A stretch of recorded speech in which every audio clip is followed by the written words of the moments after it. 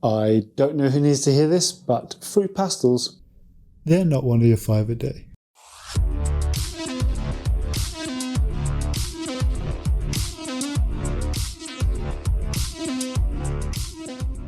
Hi guys, I'm Ashley from IMFC, performance nutritionist based in London, and in today's video we'll be discussing how does alcohol affect exercise performance, what the research says and strategies all coming up in today's video.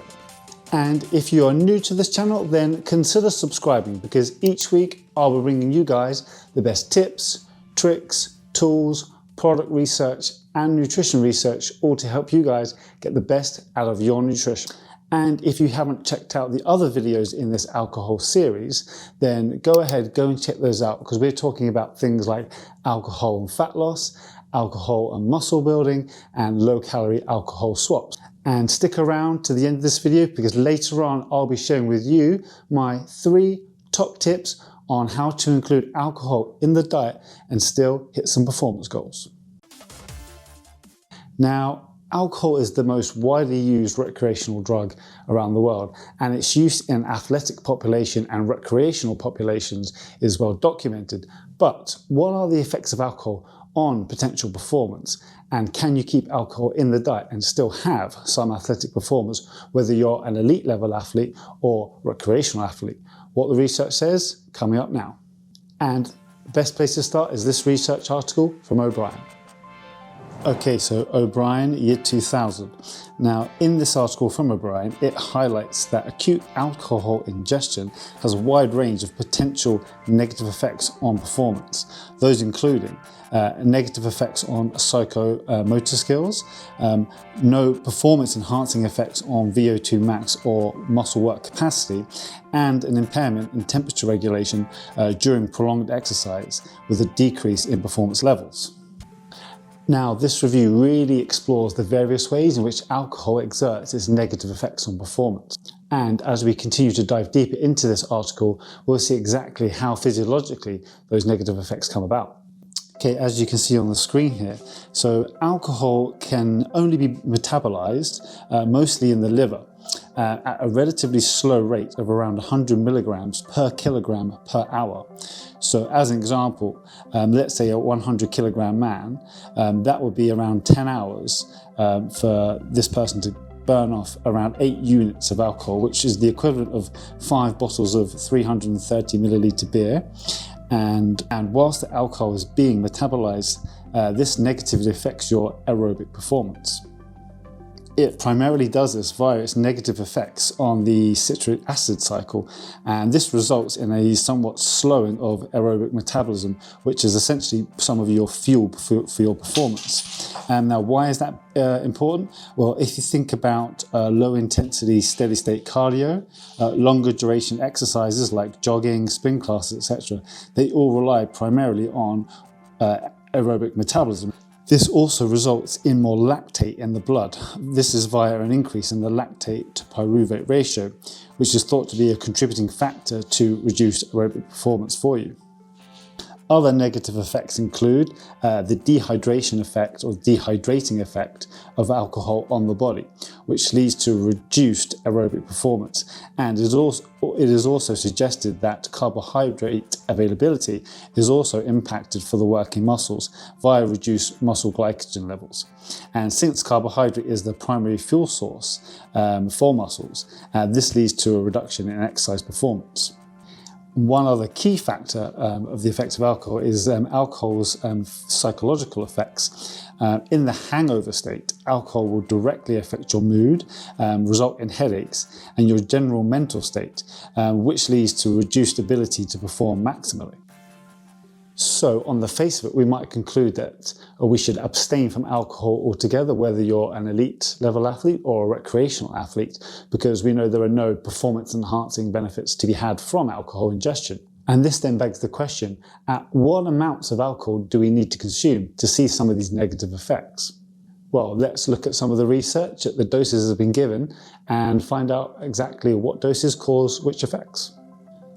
Okay, so let's have a dive into this table. And you can see there on the right-hand side, very, very mixed results in terms of whether or not alcohol in various amounts actually has any negative effects or no negative effects. And what we can see from the kind of general research is that at low to moderate doses, across a range of exercises, aerobic and anaerobic, team sports, basic strength tests, no real negative effects from low to moderate consumption of alcohol. We only really see some negative effects when we start to get to some higher doses, even maybe some moderate to high doses when it comes to resistance training and endurance cycling.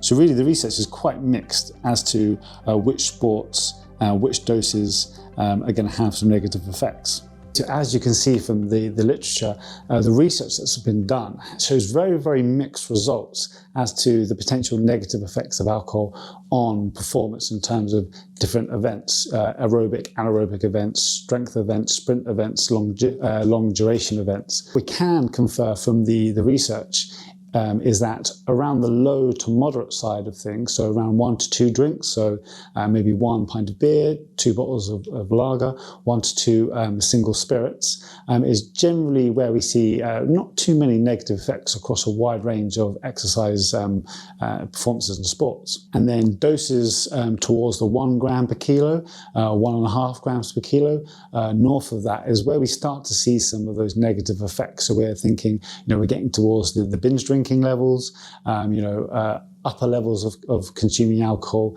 3, 4, 5 plus pints of beer, a number of spirits and mixers, a number of glasses of wine, is where we start to see a little bit of those negative effects. But again, not across all sports.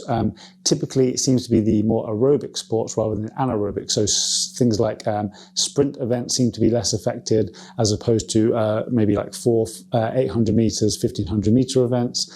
Just some interesting things that have come out from the literature there. And the reported main reasons for this drop in exercise performance at these certain sports at these higher levels are typically down to a kind of reduction in muscle glycogen, so carbohydrate availability for the working muscle, impaired thermoregulation, and impaired motor skills. And I guess the key thing for us is really to ask ourselves the question is, does alcohol have a place given my goals, given my training, given what I want to achieve?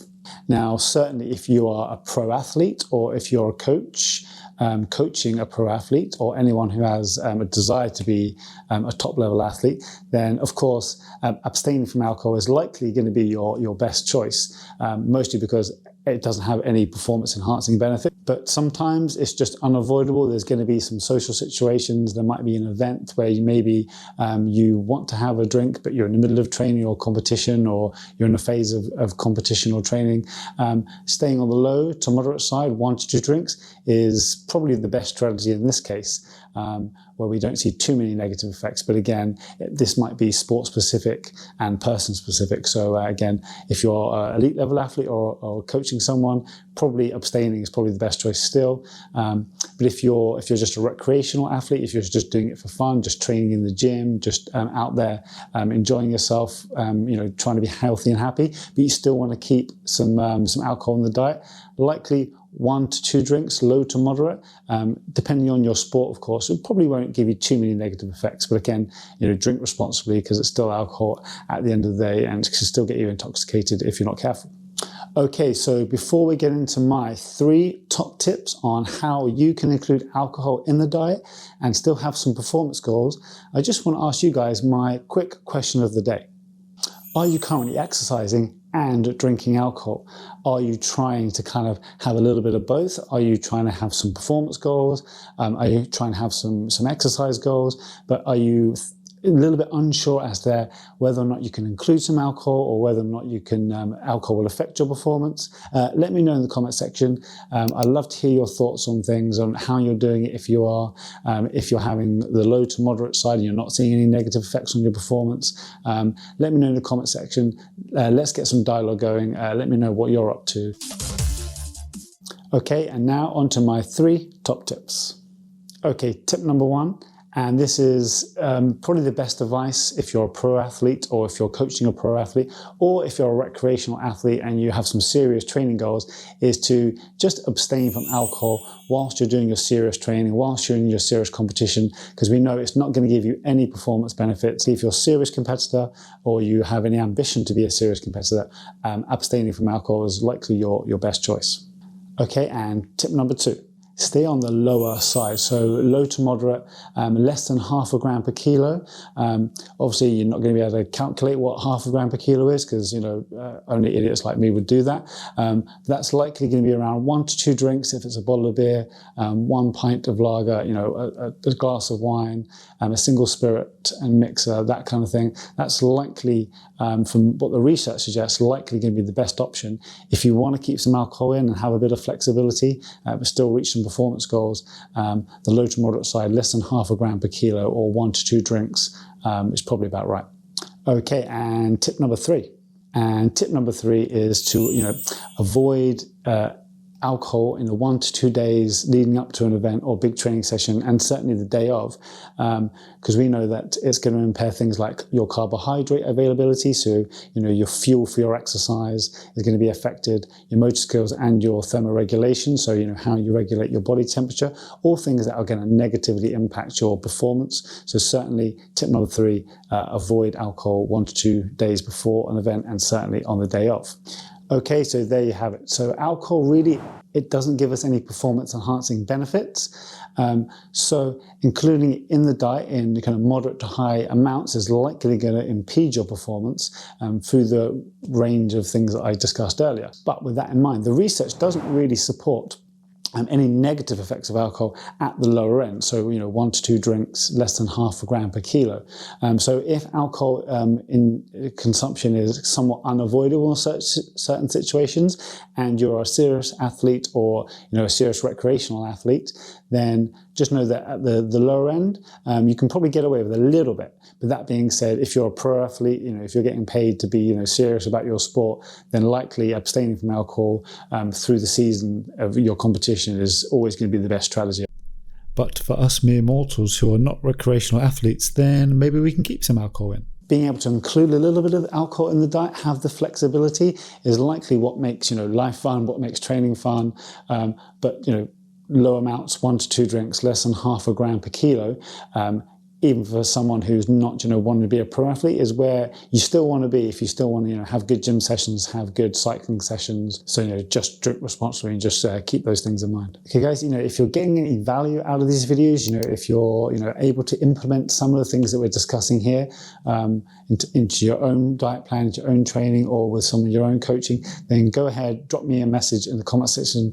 Let me know how you're getting on. Let me know what you're doing. Subscribe if you haven't. Hit the like button and share this video. But from me, for now, that's all, and I'll see you next video.